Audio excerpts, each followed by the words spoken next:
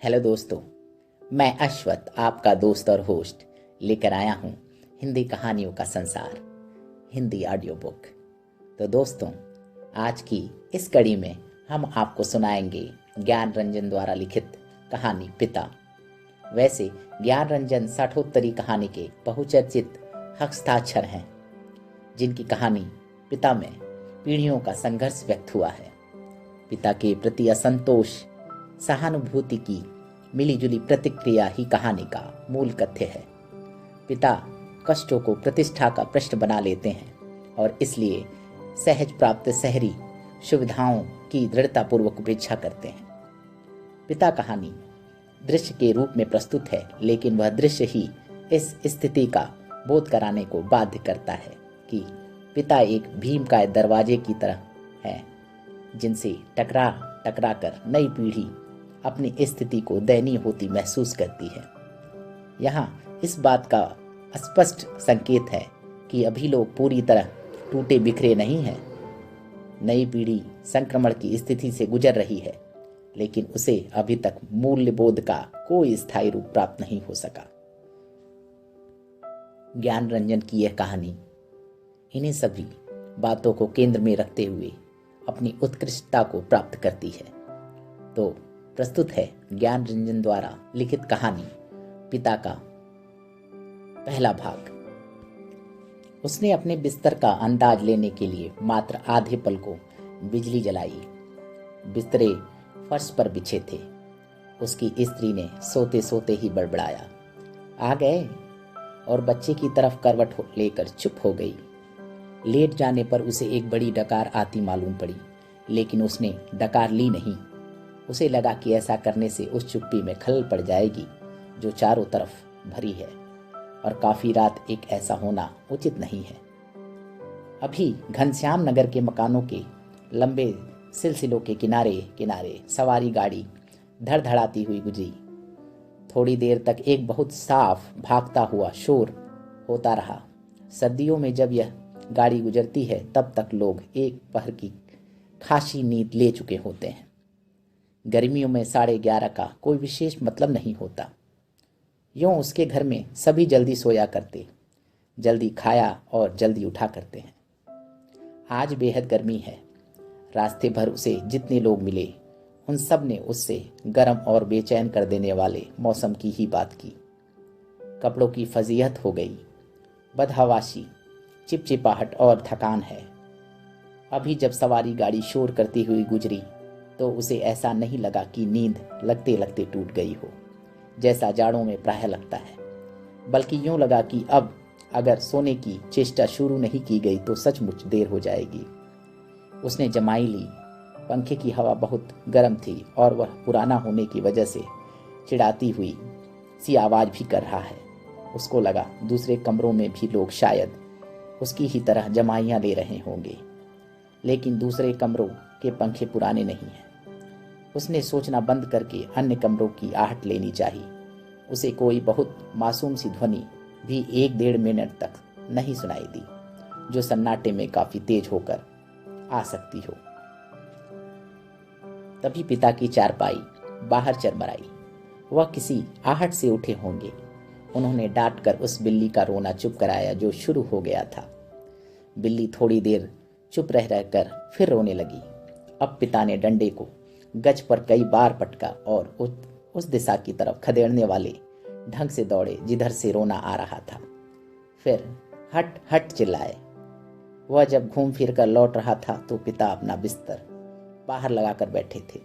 कनखकी से उसे उन्हें अपने पीठ की अब का पसीना रगड़ते हुए देखा और बचता हुआ वह घर के अंदर दाखिल हो गया। उसे लगा कि पिता को गर्मी की वजह से नींद नहीं आ रही है, लेकिन उसे इस स्थिति से रोष हुआ। सब लोग पिता से अंदर पंखे के नीचे सोने के लिए कहा करते हैं, पर वह जरा भी नहीं सुनते। हमें क्या भोगे कष्ट। कुछ देर पड़े रहने के बाद वह उठा और उसने उस सुप्तावश खिड़की के बाहर झांका। सड़क की बत्ती छाती पर है। गर्मियों में यह बेहद अखर जाता है।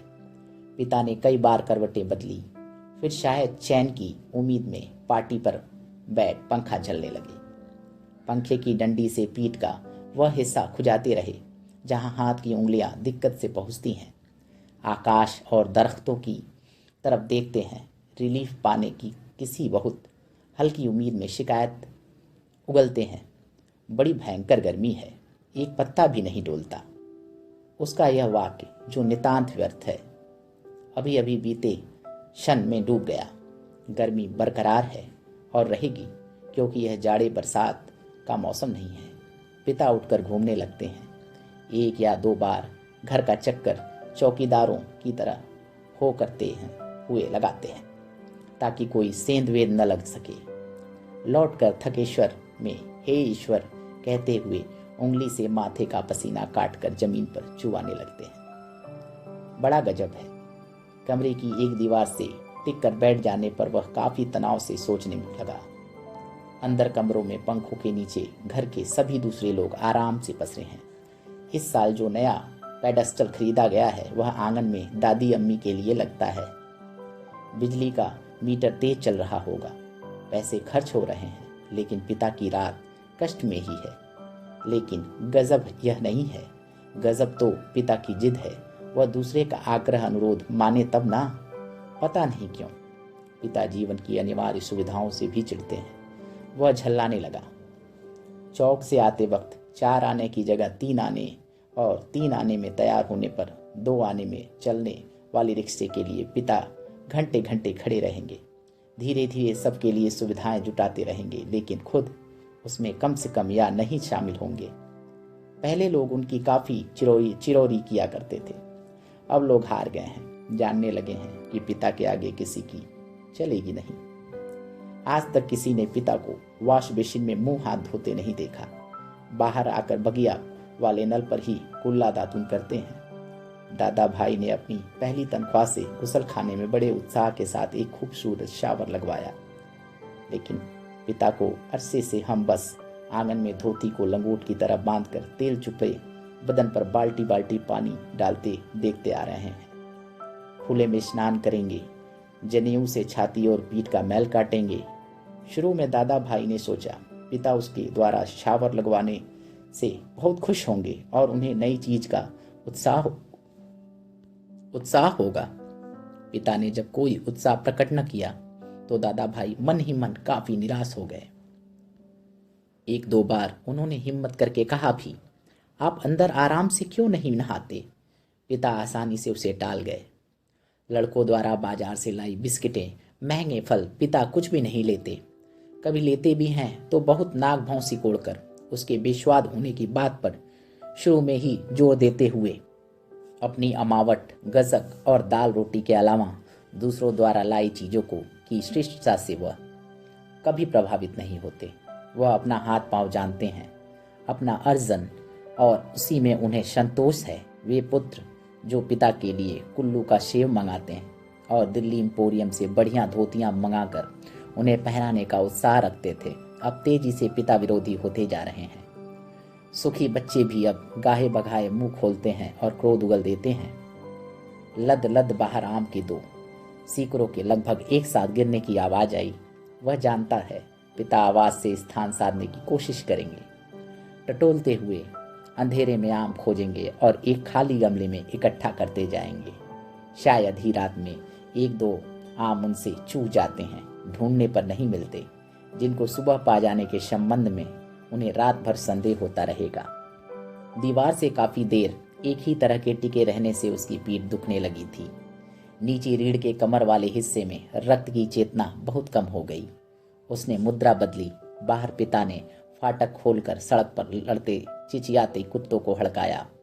उसे यहाँ खींच हुई। कई बार कहा, मोहल्ले में हम लोगों का सम्मान है, भले लोग आया जाया करते हैं, आपको अंदर सोना चाहिए, ढंग के कपड़े पहनने चाहिए, और चौकीदारों की तरह रात को पहरा देना बहुत ही भद्दा लगता है। लेकिन पिता की अड़ में अभी कोई झोल नहीं आता, उल्टा सीधा पता नहीं कहाँ किस दर्जी से कुर्ता कमीज सिलवा लेते हैं। टेढ़ी जेब, सदरी के बटन ऊपर नीचे लगा सभा सोसाइटी में चले जाएंगे। घर भर को बुरा लगता है। लोगों के बोलने पर पिता कह देते, आप लोग जाइए ना भाई, कॉफी हाउस में बैठिए, झूठी वैनिटी के लिए बेरा को टिप दीजिए, रहमान के यहाँ 1.5 रुपए वाला बाल कटाइए, मुझे क्यों घसीटते हैं। लोगों का बोलना चुटकी भर में धरा रह जाता। पिता वैसे तो चुप रहते हैं, लेकिन जब बात बहस में उन्हें खींचा जाता है तो काफी करारी और हिंसात्मक बात कह जाते हैं। उल्टे उन्हें घेरने वाले हम भाई बहन अपराधी बन जाते हैं। कमरे से पहले एक भाई खिसकेगा, फिर दूसरा, फिर बहन और फिर तीसरा चुपचाप खीजे हारे खिसकते रहेंगे। अंदर फिर माँ जाएगी और पिता, विजयी पिता, कमरे में गीता पढ़ने लगेंगे और झोला लेकर बाजार सौदा लेने चले जाएंगे। होता हमेशा यही है। सब मन में तय करते हैं आगे से पिता को नहीं घेरेंगे, लेकिन थोड़ा समय गुजरने के बाद फिर लोगों का मन पिता के लिए उमड़ने लगता है। लोग मौका ढूंढने लगते हैं पिता को किसी प्रकार अपने हाथ की सुविधाएं में थोड़ा बहुत शामिल कर सके, पर ऐसा नहीं हो पाता। वह सोचने लगा, भूखे के सामने खाते समय होने वाली व्यथा सरीखी की स्थिति में हम रहा करते हैं। यद्यपि अपना खाना हम कभी स्थगित नहीं करते, फिर भी पिता की असंतृप्ति के कारण व्याकुल और अधीर तो हैं ही। पिता अद्भुत और विचित्र हैं, वह सोचते हुए उठा। कमरे में घूमने या सिगरेट पी सकने की सुविधा नहीं थी, अन्यथा वह वैसा ही करता। उसने सो जाने की इच्छा की और अपने को असहाय पाया। शायद नींद नहीं आ सकेगी, यह ख्याल उसे घबराने वाला लगा। पिता अद्भुत और विचित्र हैं, यह बात वह भूल नहीं रहा था। पिछले जाड़ों में वह अपने लोभ को कुचलकर बमुश्किल एक कोट का बेहतरीन कपड़ा पिता के लिए लाया।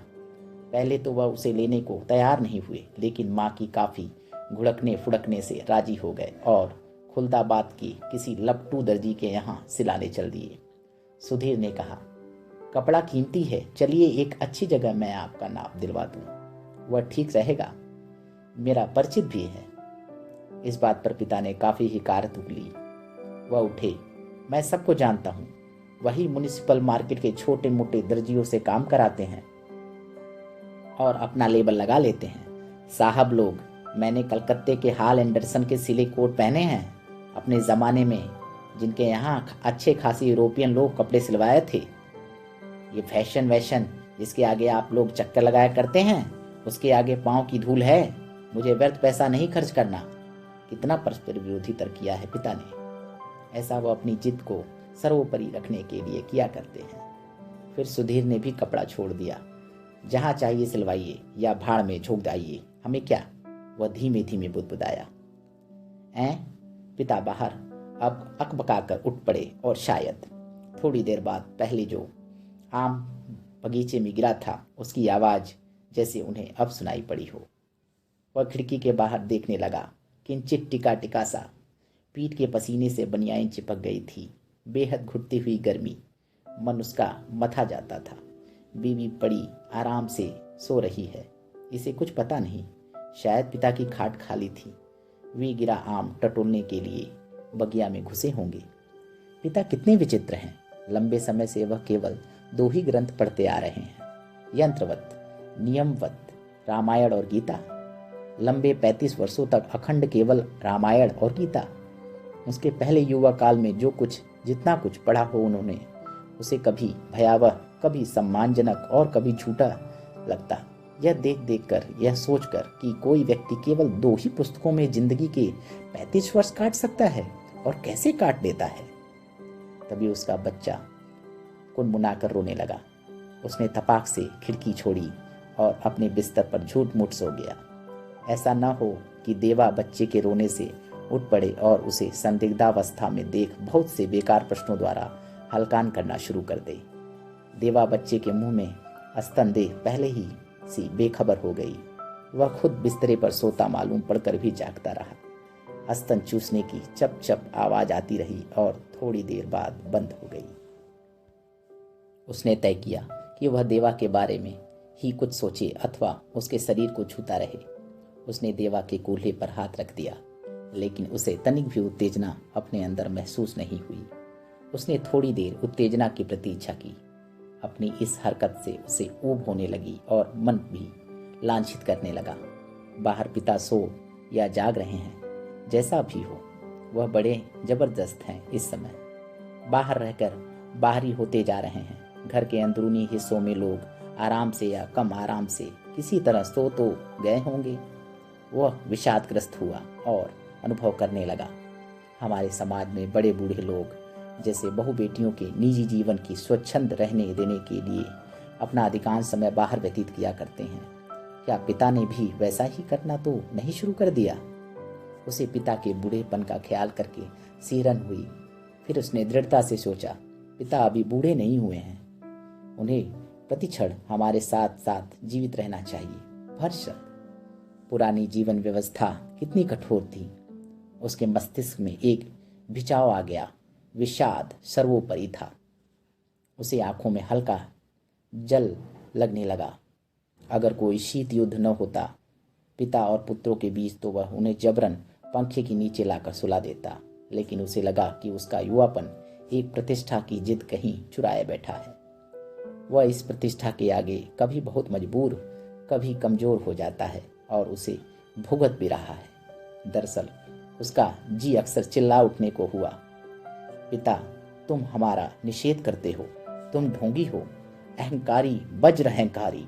लेकिन वह कभी चिल्लाया नहीं। उसका चिल्ला सकना मुमकिन भी नहीं था।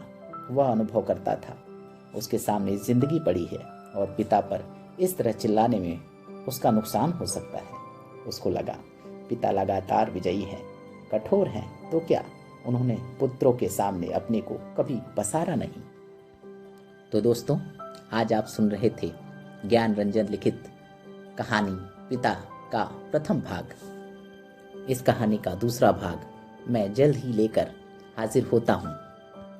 तो दोस्तों, आज की ये कहानी आपको कैसी लगी हमें ज़रूर बताएं, और कहानी पसंद आई हो तो हमारे चैनल को फॉलो भी करें और इसे शेयर भी करें। तो दोस्तों, हम इस कहानी के दूसरे भाग में दूसरे एपिसोड के साथ फिर हाजिर होते हैं। तब तक के लिए हमें आज्ञा दें। नमस्कार।